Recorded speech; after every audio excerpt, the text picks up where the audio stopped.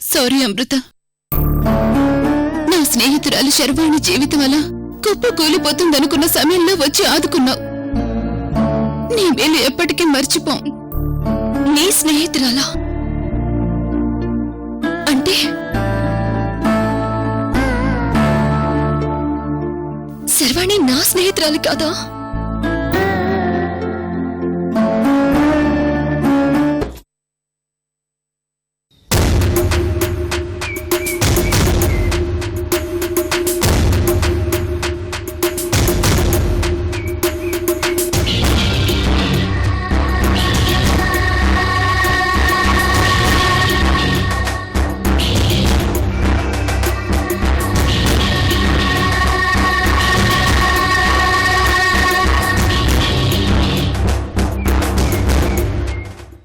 నువ్వు నన్ను చంపుతావని తెలుసు, వాడు ఆదికేశవులు గారిని చంపుతాడని తెలుసు.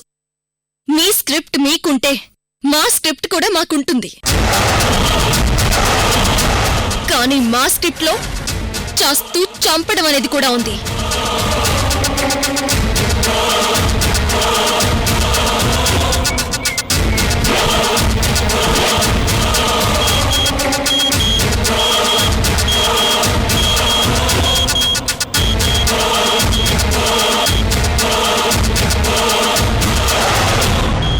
రండా చూద్దాం. రేఖా, కమాన్.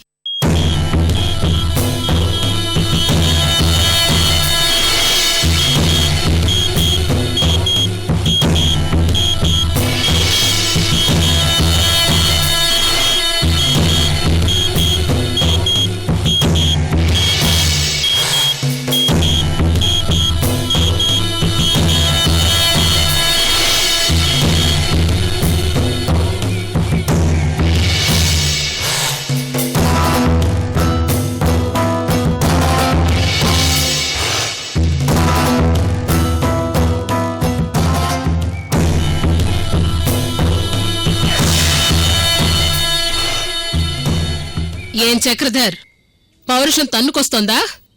ఆ అమృత చేతిలో ఓడిపోవడం కంటే చనిపోవడం బెటర్ అనిపిస్తోంది కదా? అమృత చేతిలో ఓడిపోయిన ప్రతిసారి నాకు ఇలాగే అనిపించింది చక్రధర్.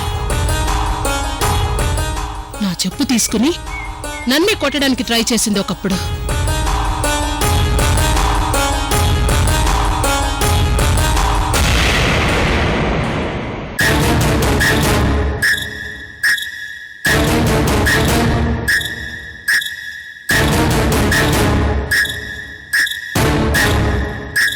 ఆ రోజు నుండి ఆ అమృత చేతిలో దెబ్బతిన్న ప్రతిసారి నాకు దాని చెప్పుతో దెబ్బతిన్నంత అవమానంగా ఫీల్ అవుతూనే ఉన్నాను.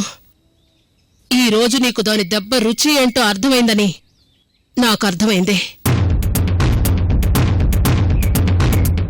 నా మాట విని కొన్నాళ్ల పాటు అమెరికాలో ఉన్న మీ అన్నయ్య దగ్గరికి పారిపో చక్రధర్. నువ్వు నేను కలిసి అమృతనేమీ చేయలేవు. నేను నీ సొంత అక్కననుకో. నా మాట విని అమృత గురించి ఆలోచించడం మానే. రేఖా, రేఖా, రేఖా, రేఖా, రేఖా.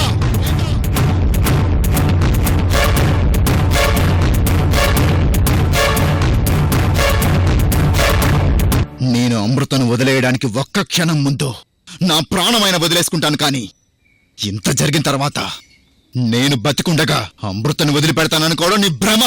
దిమాక్ పనిచేయడం లేదా చక్రధర్ నీకు? ఇదిగో చక్రధర్, ఇక్కడ మనమే కాదు, ఎంతో మంది విలన్స్ వచ్చారు పోయారు. ఒక్కడు కూడా అమృతనేమీ చేయలేకపోయాడు. నా మాట విని బిస్తర్ సర్దుకుని ఇక్కడి నుంచి వెళ్ళిపో. రేఖా, ఇంతకాలం వచ్చిన విలన్లు వేరు, ఇప్పుడున్న నేను వేరు. నేనంటే ఏంటో కొత్త యాంగిల్లో చూపిస్తాను దానికే. ఓరి నీ చాదస్తం తగలయ్యా. విలన్ అనుకునే ప్రతోడు కొత్త యాంగిల్ చూపిస్తానంటూ వచ్చిన వాడే. ఇక్కడ ఎవడొచ్చినా దాని ముందు బేకారేరా. దానిది వన్ మ్యాన్ ఆర్మీ. అది అవతల దూసుకుపోతుంది. నా మాట విని జరిగింది మర్చిపో చక్రధర్. దానికంటే చావడం బెటర్ రేఖ. ఆ చావే సుఖంగా ఉంటుందిగా. అయినా నువ్వు నేను కలిసి ఆఫ్టర్ ఆల్ ఒక ముసలి ప్రాణం ఆదికేశవుల్ని చంపలేకపోయాం. ఇక అమృతని ఏం టార్గెట్ చేస్తాం? చూడు, నా మాట విని వదిలే. కాదు కూడదు అంటే ఇక నీ ఇష్టం. ఇదిగో చక్రధర్, నువ్వు బతికి బట్ట కట్టాలనుకుంటే నాకు ఫోన్ చెయ్యి. కాదు ఉంటే ఉంటాను పోతే పోతాననుకుంటే ఆ అమృతకి ఫోన్ చెయ్యి. నువ్వు చావడమో బ్రతకడమో నువ్వు చేసే ఫోన్ మీద ఆధారపడి ఉంటుంది. Good bye. రేయ్ పదండ్రా.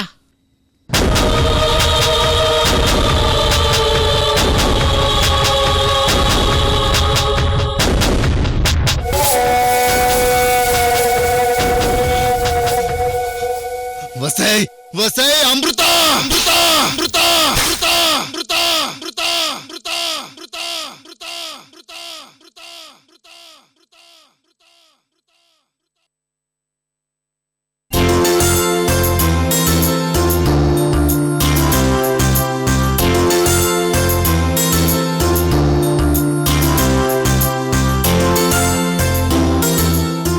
ఇంకా చాలు పెద్దమ్మా.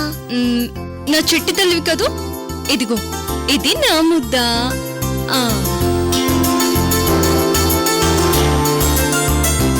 ఇది మీ అమ్మ ముద్ద.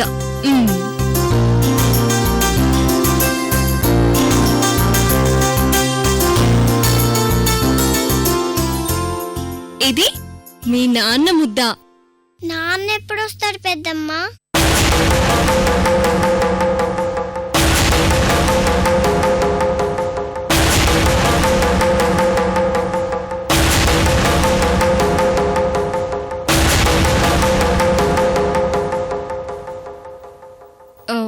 వస్తాడు తల్లి.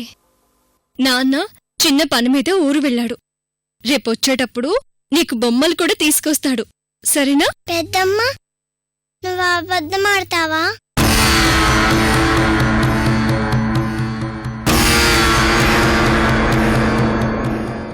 అబద్ధం చెప్పడం తప్పని మా క్లాస్ టీచర్ చెప్పింది. అబద్ధమేంటి తల్లి? రోజు నాన్న వస్తాడు వస్తాడు అని చెప్తున్నారు. మరి నాన్న రావడం లేదు. నా మీద ఒట్టేసి చెప్పు, నాన్న నిజంగా వస్తాడా?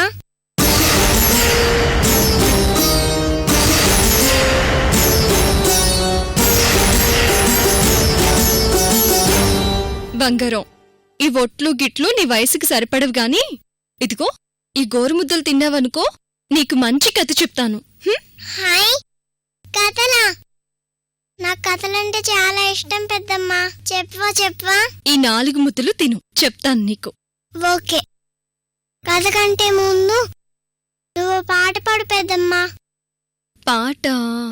అవును, పాడు. అలాగే.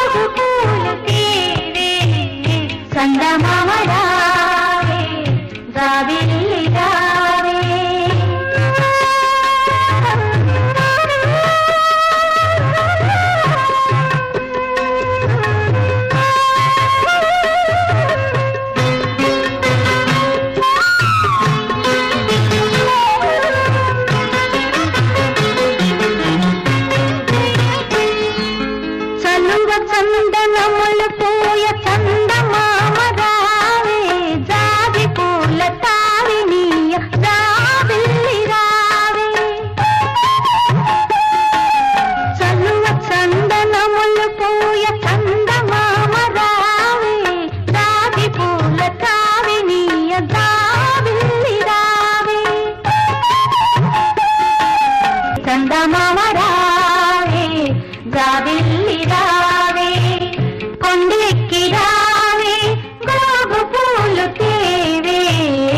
చందమామ రావే జాబిల్లి రావే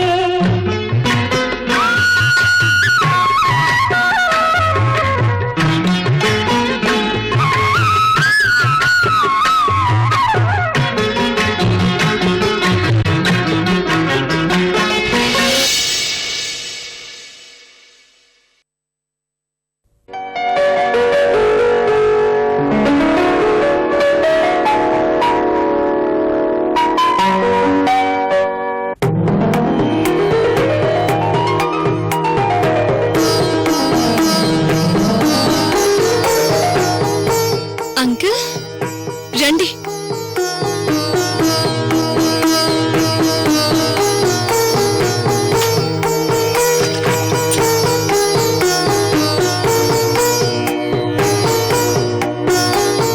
ఇట్రా. శ్రీలత, ఎంతసేపు అయింది మీరు వచ్చి? అమ్మా అమృత, నిన్ను పాపని ఇలా చూస్తుంటే ముచ్చటేస్తుంది. మీ ఇద్దరిని ఇలా చూడగానే నా కడుపు నిండిపోయింది తల్లి. అదేంటి అంకుల్, మీరివాళ నా చేతి వంట తింటానని చెప్పి అప్పుడే కడుపు నిండిపోయిందంటున్నారు.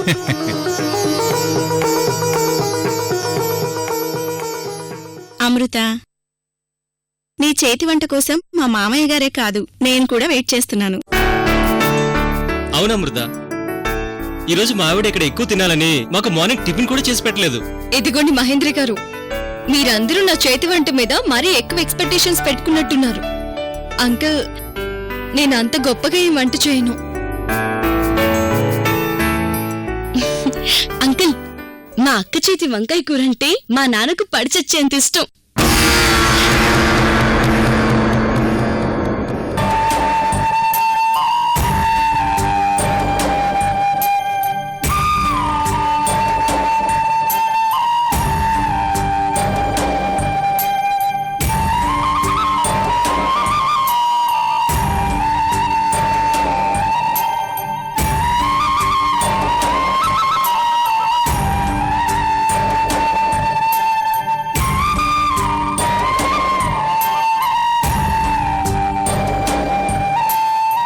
అమృత, ఎందుకు సడన్ గా అంత డీప్ గా ఆలోచిస్తున్నావు? ఏం లేదు శ్రీలత, నిన్న జైలుకి వెళ్ళి మా నాన్నని కలిసి వచ్చాను. నీ చేతి వంట తినాలనిపిస్తుందమ్మా అన్నారు. అది గుర్తొచ్చిందంతే.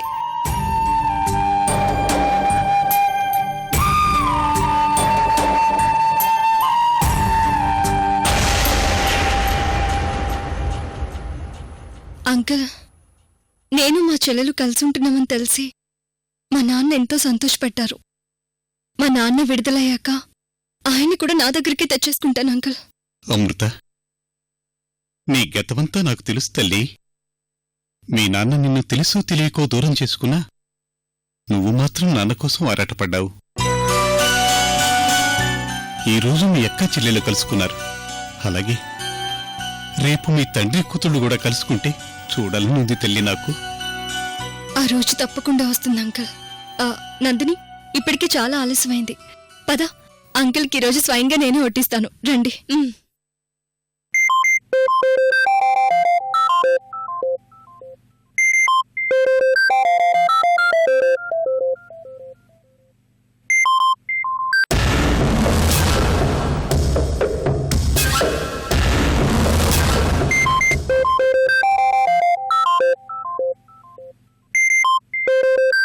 అక్క, నీకే ఫోన్.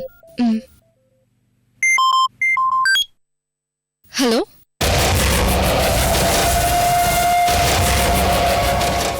ఎలా ఉన్నావు అమృత?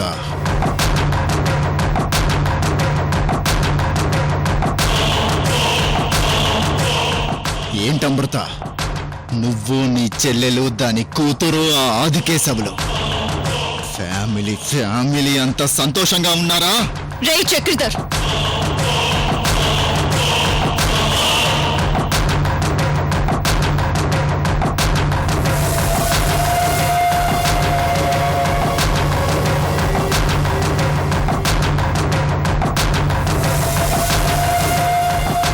నాకెందుకు ఫోన్ చేసావో అది చెప్పు. ఇప్పుడు నా కాన్సంట్రేషన్ మొత్తం నీ మీద పెట్టాను. నేను నీకు ఫోన్ చేయకుండా ఎవరికి ఫోన్ చేస్తాను అమృత? ఇప్పటికే 20 సంవత్సరాలుగా నీ కాన్సంట్రేషన్ ఆదికేశవులు గారి మీద పెట్టి చాలా తప్పు చేశావు. మళ్ళీ తప్పు చేస్తున్నావు చక్రధర్. నీకోసం పోలీసులు వెతుకుతున్నారు. నా మాట విని మర్యాదగా లొంగిపో. కనీసం నీకు శిక్ష అయినా తగ్గుతుంది. ఇప్పటికే నీ వల్ల రోజుకో ఇల్లు రోజుకో సిమ్ కార్డ్ మారుస్తూ బేవర్స్ గాడ్ల ఎక్కడెక్కడో తిరుగుతున్నాను. ఇంకా శిక్షించడానికి ఏం వేచింది నాకు? రే చక్రధర్, నా బ్రతికేదో నేను బ్రతుకుతున్నాను. అనవసరంగా నా జోలికి రాకు.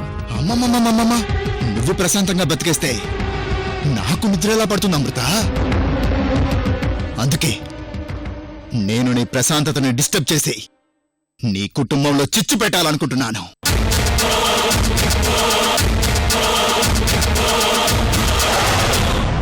నేనుండగా నువ్వెలా సంతోషంగా ఉంటావు అమృత? రే, నీకెంత చెప్పినా నువ్వు మారు. ఇంకొకసారి నాకు ఫోన్ చేసి నీ టైం వేస్ట్ చేసుకోకు. పెట్టేరా ఫోన్.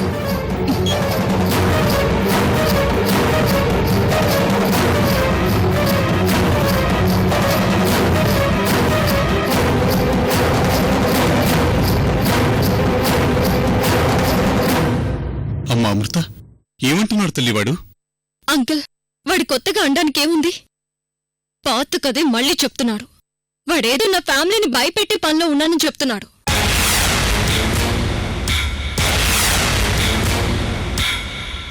వాడి మాటలు పట్టించుకుంటే అనవసరంగా తలనొప్పి వస్తుంది. పదండి అంకుల్, ఇప్పటికే ఆలస్యమైంది. వెళ్ళి భోంచేద్దాం రండి. అమృత, వాడిది వక్రబుద్ధి. వాడు 24 గంటలు ఆ పని మీదనే ఉంటాడు. ఎందుకైనా మంచిది మనం జాగ్రత్తగా ఉంటాం బెటర్ తల్లి. ఆ విషయం నేను చూసుకుంటాను అంకుల్. రండి భోంచేద్దాం. రండి.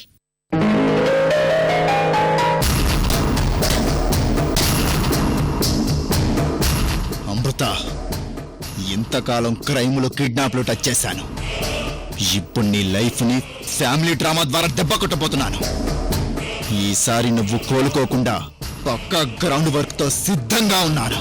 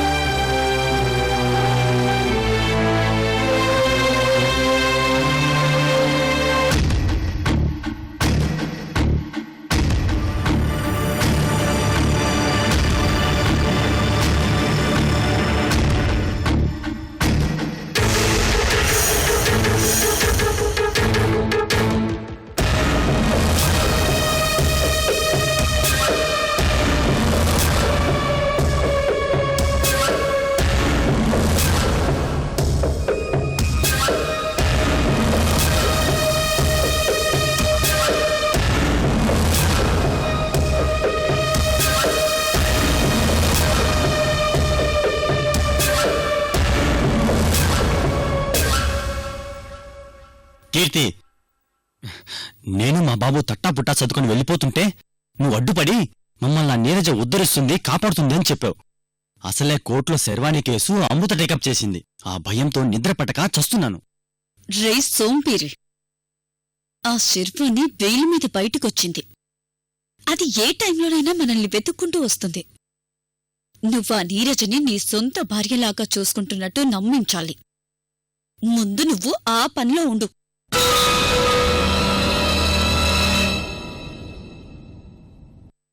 కీర్తి, నువ్వు చెప్పేవన్నీ పరమ చిరాకు పనులు కీర్తి. అసలు ఆ నీరజ మనల్ని ఆ శర్వాణి చేతుల్లో నుండి ఎలా సేవ్ చేస్తుంది? ఇప్పుడు నీకేం చెప్పినా అర్థం కాదు. ఇదిగో విజయ్ భాస్కర్, నేను నీ కోడలికి చిన్న జలకిస్తాను చూడిప్పుడు. స్పాంటేనియస్గా అక్కడక్కడ నువ్వు 2 మాటలు అందుకో. జలక? నీరజా, నీరజా,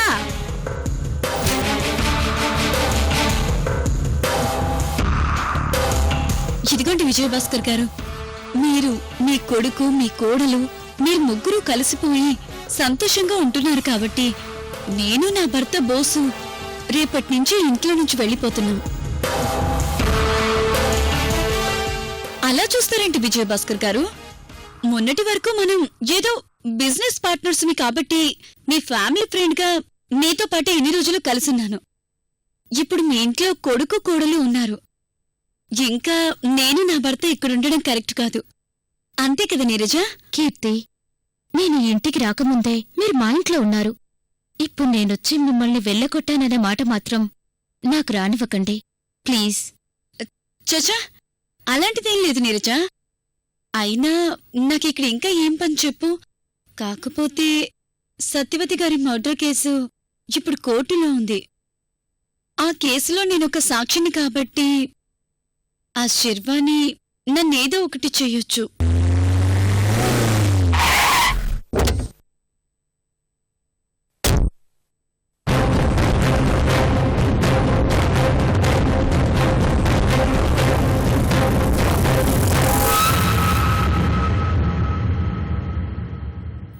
అంత మాత్రాన భయపడిపోయి నేను ఇక్కడే ఉండిపోవడం చూసే వాళ్లకు బాగోదు కదా. రవీంద్ర, నేను మా బోసు రేపే బయలుదేరి వెళ్ళిపోతాం. కీర్తి, నువ్వు బయటికి వెళితే ఆ శర్వాణితో ప్రమాదం. ఇప్పుడు నువ్వు ఎక్కడికని వెళ్తావు? ఒరే రవీంద్ర, మనకు ఎంతకాలం సహాయం చేస్తూ వచ్చిన మన ఫ్యామిలీ ఫ్రెండ్ని ఇప్పుడు దూరం చేసుకోవటం మనకెంతవరకు న్యాయం? కీర్తి, నువ్వు నీ భర్త ఆ కోర్టు గొడవలు క్లియర్ అయ్యే వరకు ఇక్కడే ఉండండి. ఏమ్మా నీరజ, అంతే కదా? మీరు చెప్పింది కూడా నిజమే మావయ్య గారు. కీర్తి, మీరిక్కడుండటానికి మాకెవ్వరికీ అభ్యంతరం ఉండదు. కేసు క్లియర్ అయ్యే వరకు ఇక్కడే ఉండిపోండి.